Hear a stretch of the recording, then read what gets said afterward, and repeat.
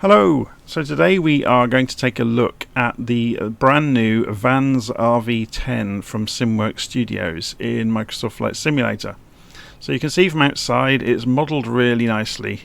You know, the 3D structures and the liveries are really well done. They're very good, high quality. There's a few little tiny glitches in the glass, but nothing you'd worry too much about. It tends to be common in aircraft throughout the simulator. But if we go and jump inside the aircraft, you can see the quality continues inside. So all the switch gear is really nicely modelled. And beyond it just being modelled well, everything that should be operable is operable. So this is you could argue this is study level, because all of the breakers work, you know, all the knobs, dials, levers all work, even as far as things like stowage containers. Another nice touch is if you go and look in the back of the aircraft, we just scoot over here. If you go and modify the weights and balances in the simulator, it will actually put more bags and things on the floor. Or if you zero take completely, obviously it will empty the aircraft of everything, which is quite neat, I thought. The doors are modelled well as well, so you can open the doors both sides. It's got gull wing doors, so if we go and have a look from outside, you can see that really nicely modelled door. And I think the remarkable thing, it's all compound curves, look, and they're actually quite difficult to do without seeing jaggedy lines everywhere, so kudos for that. Okay, there's also a tablet you will notice. It uses a third-party piece of software called Sky4 Sim, which obviously you never see this sort of thing in the marketplace, but it's becoming more common to see it in third-party aircraft sold outside of the marketplace.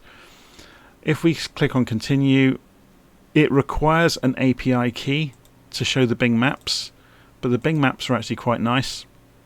So we're going to fly from today over from Boonville to Ukiah just to try the aeroplane out. Hope I haven't mispronounced that too badly. But this does give you an awful lot of functionality. So if we go and click on the settings, you can see there's all sorts of things around whiteboards and logbooks and flight plans and weather and all kinds of stuff that it can do. We can change the layers that are used in the map, so you can flick through. There's about 7 or 8 of them, different ones. That's quite a nice one. There's the one with the labels. Okay, so we'll leave it on that one, but we're not actually going to use the tablet. We're more interested in the aeroplane. Okay, let's go and get this started up at least. So we'll turn the fuel lever to the left tank, so the fuel is in the wings in this aircraft. We'll go and move the mixture to rich. We will move the propeller condition to, or propeller speed to high. And then we'll come down and turn on the battery master switch, which will power up the left-hand G3000 screen and the GNS 430 system down here. We'll turn on the alternator master and standby and the avionics master, which will turn on the rest of the kit. The reason for turning the avionics master on before the engine is the engine gauges are over here on the screen, so we need them. Okay, and if we go and look closely down here, I think this one, yeah, this one's pitot heat, so we'll switch that one on. We shouldn't need the fuel pump to start the engine. We're about to find that out. So if we turn this around to start, the engine has burst into life, which is good. Okay, so while we were doing that, the GPS was busy booting up, and it's just waiting now to go through its self-test screens, and now it's capturing the satellites. So once it's done that, we will program our basic flight plan in. So if we zoom out here, we should be able to see where we're flying to. Or not. That was handy. Oh, it's over there, look. So if we drag this, we're going from D83 over to Ukiah. So the actual airfield there is Ukiah Municipal. Excuse me. So we're going from Boonville D83 over to Ukiah Municipal. This is a little nav map, by the way. You can see I've got a previous track from where I was recording last night already in here, so I just cleared that out. Okay, so let's have a look at what we've got configured. Next thing we need to do, actually we started the engine without turning any lights on, which was a bit naughty. We should have had at least the beacon light on, shouldn't we? But we're going to go turn the nav light, strobe light, landing lights on. We're not going to bother the taxi light, there's nobody around, or nobody in reality. you can see there's the panel and overhead lights for inside the aircraft there on the knobs. We'll just leave those alone. Okay, so come off the parking brake, put the flaps to takeoff position, and we're going to taxi off around the airfield. So this aircraft, you have to be careful taxiing. It's very powerful. So it's a 4-seat aircraft, and obviously we're empty. So it will accelerate very, very quickly on the ground.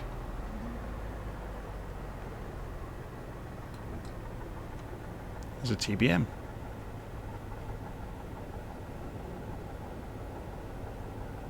So we're just taxiing out to the runway apron at Boonville.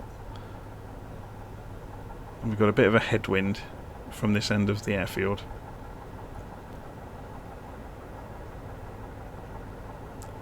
Okay. So before we go any further, we'll come to a stop at the beginning of the runway and go and program our basic flight plan in. It's only going to take a few seconds, it's not a complicated one. Okay, let's go back on the parking brake and let the aeroplane sit here ticking over. So flight plan from D83 Boonville, enter, over to what was it? Ukiah. So Kuki, Ukiah Municipal. Perfect. And then we can remove the focus, or we can't if we click in the wrong place. We can actually just press flight plan and it will remove the focus for us. So there we go. So you've got the, although it's displayed on the GPS, you actually get it displayed. It's integrated with the G3000 screens, so you can see it there as well. For navigation using the autopilot in a few moments time, you can see there's the CDI is down here, and you can see that is integrated with this as well. Something, if you're not aware of it, with the G3000 screens, if you want to get at that within the G3000, you can, and you have to actually click. This is a touch screen. You have to click on the course deviation indicator itself, and the CDI source comes up there. Yeah, and you click on it again to make it disappear. It's just something that's not tremendously intuitive if you don't know about it. Okay, so off the parking brake. Let's go and take off, shall we? So I'm going to run full throttle just to see what happens to the engine gauges. So RPM is trying to flash, and we've accelerated very quickly, look, through 90 knots. So we can retract the flaps almost straight away. And we're going to come back to about 80% throttle.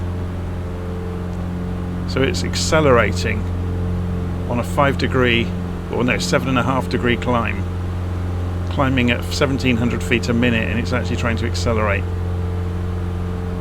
It's incredibly powerful and incredibly fast. So let's just do a quick scoot around. We'll do a touch and go at Boonville before we go on our way, just to see how it behaves. So I'll come back to 50% throttle. Well, the thing we'll also do is a bit awkward to do in the sim, because I don't have an extra lever to control the RPM. We're going to pull that down to about 80% as well. There's no need to be racing the propeller for what we're doing. Okay, so we're just turning. You can see visibility is great.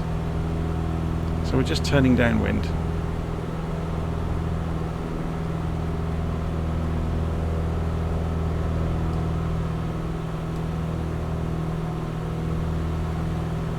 Trim it out gently, so it's holding 50% throttle. It's doing just over 110 knots in level flight. It probably will stabilize at around 120 or so. Obviously you can imagine we can go an awful lot faster than this. We can actually approach sort of 180, 200 knots without too much trouble at all. Okay, so we will turn back in a moment. It's quite a slippery aeroplane if we have a look at it from outside while we're in flight. Although it doesn't have retractable gear, it's still quite slippery through the air. So you need to be mindful of that when you're trying to slow down for approaches. There isn't a klaxon when you cut the throttle to idle, obviously because the gear isn't retractable. So we're just turning back in towards the airfield.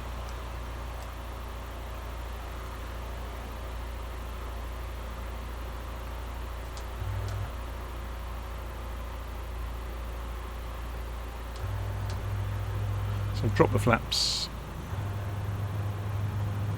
You can hear the wind on the flaps.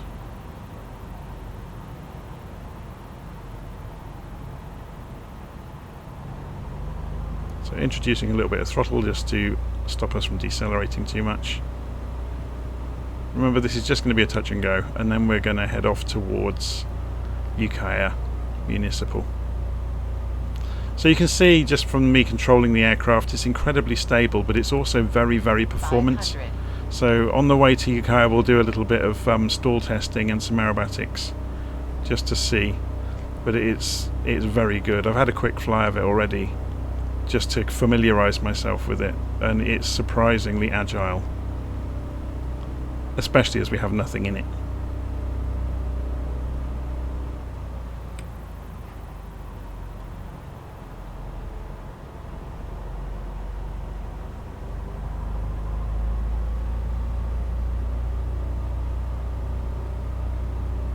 So you can see we quite happily can come in nearly at stall speed, and it's not complaining too much.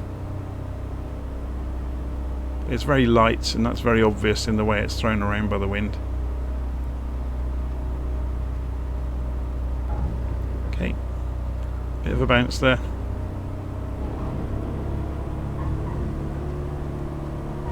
It's trying to fly again. Look, it's so light because we've got no payload. So flaps up.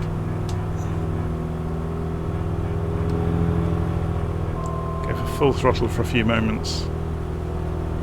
Pull it back again.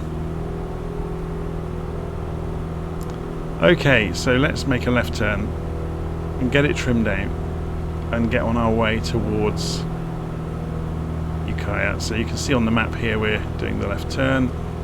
We've got to clear this hill, but this isn't going to be a problem for this aeroplane.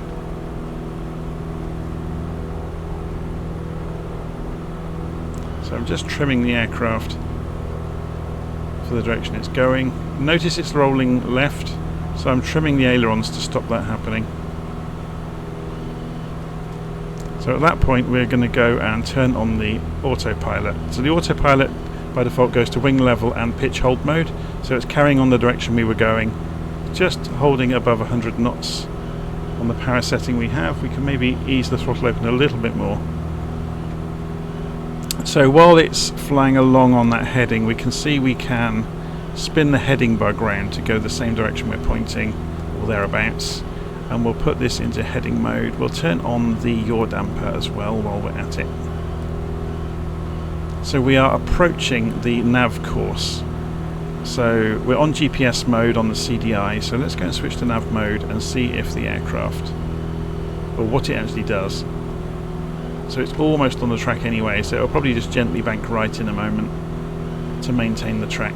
And yeah, you can see it just doing that. It's tipping a tiny bit to the right now and again. There it goes. And now it's correcting once it hits the track. Okay, so let's try the altitude as well. So the outer track here is altitude. We'll set it for 5,000 feet.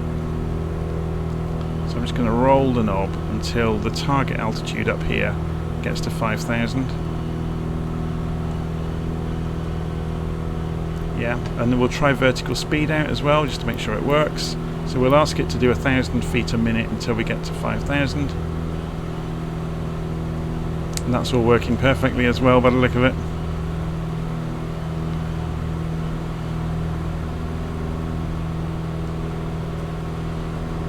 It's quite misty out there today, isn't it? So just out of interest, if we go and look on our little nav map, what wind are we dealing with? So it's only 10 knot crosswind, but it was enough to be tipping our plane over earlier.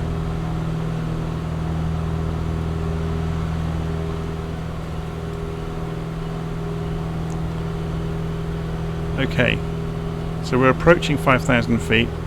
So yep, the vertical speed has dropped off and it's now capturing 5,000. So you can see vertical speed is going. Very good.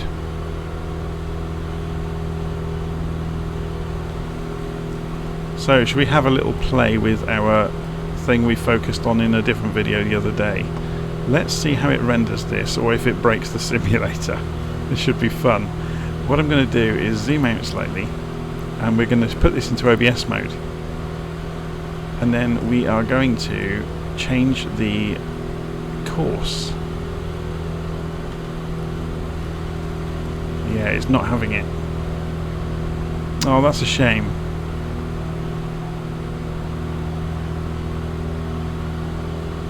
So OBS mode won't do anything in this particular situation because the course knob is not going to allow us. Oh, was I using the correct one then? Let's try that again. Have I just changed the barometric pressure?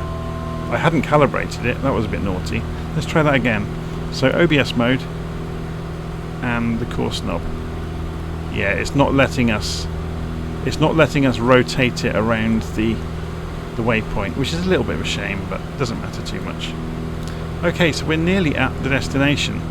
So if we go and zoom in here, we can see we're probably only a mile or two away. So let's come off the autopilot, we'll disengage it, pull the throttle back. Let's have a look at outside. We haven't actually looked outside much, have we, since we've been flying? So there's the airfield we're going to be coming into. So if we go and look at the map, you can see the wind is from the south, so we need to be approaching runway 15 to be flying into the wind. So we'll just do like a left pattern here. We'll go left, left, left, and come into 15. Yeah. So we'll keep an eye on the runway down here. There's the runway. So we're going to fly out this way, circle round over these fields, and then come in. Oh, before we do that, I did promise to say we'd look at some performance, didn't I? So let's try that while we're here. So we're going to pull the nose up and pull the throttle.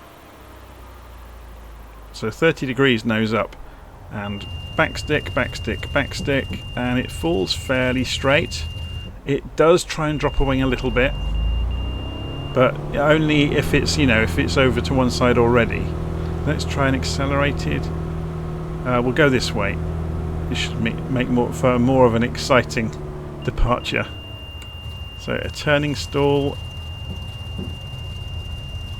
and it's not going to fall in, is it? So let's try it if we force it in. No, it's not going to do much.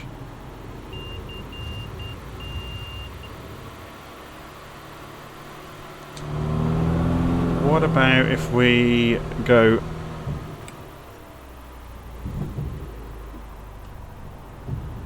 I'm trying to see if we can make it tumble.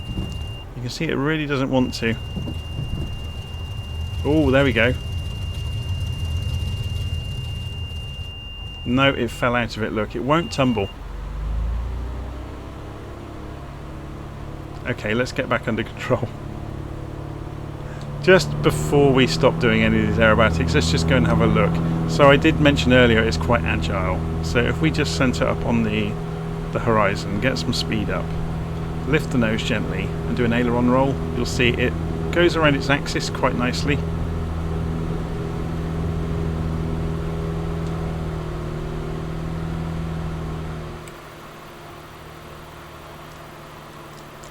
It's maybe not as direct as the RV-7. So there's the airfield over there. Let's just straighten our approach up.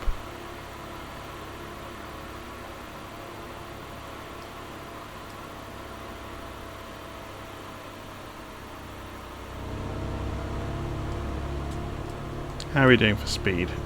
Just coming down towards 90 knots. We can drop the flaps, obviously.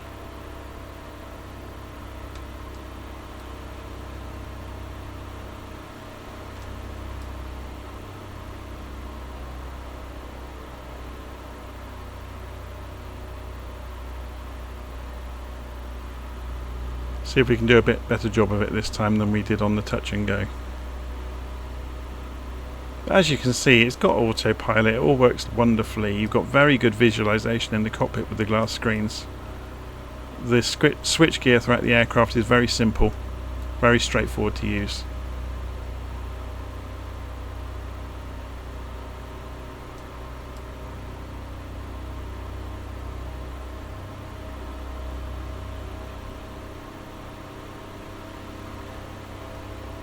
Okay, so let's go for flaps.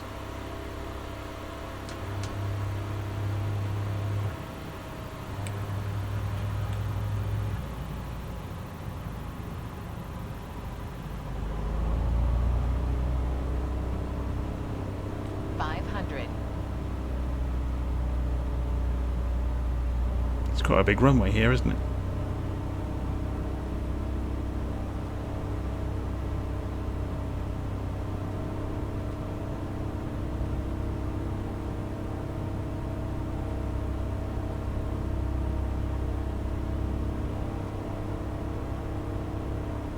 Some pretty strange photogrammetry going on though, on the ground down to our left.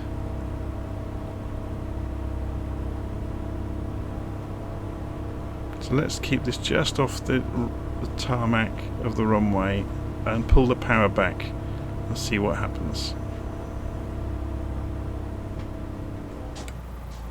So feeding in backstick. So a small bounce, but nothing too bad. Okay.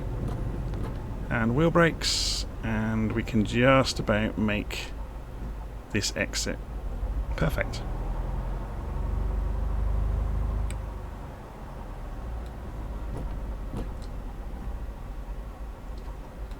Now we're going to have the usual head-on competition with the van, who's going to try desperately to cause a huge accident every single time.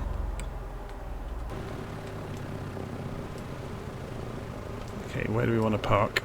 Should we park just over here?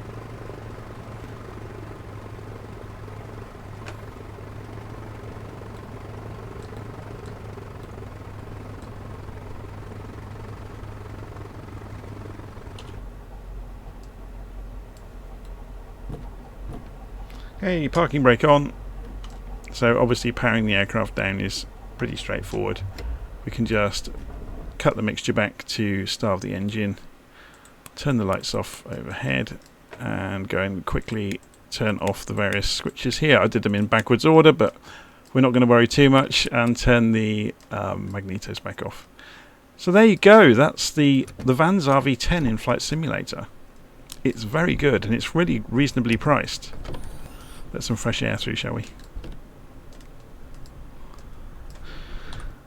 So, if you were in the market for yet another GA plane, and I do know there have been an awful lot of them out recently, you can't go far wrong with this one, to be honest. Obviously, if you've got the Xbox, you're going to have to wait for it to appear in the marketplace, so it might be some time. And I do know, I can see the way they've built it in the community folder. The tablet is a second add-on. So obviously the version that appears in the marketplace won't have the tablet, because that's a third-party piece of software and they don't do that in the marketplace. Anyway, I'm going to leave it there. Hopefully you enjoyed that. So that's the Van's RV-10, and I'll see you again soon.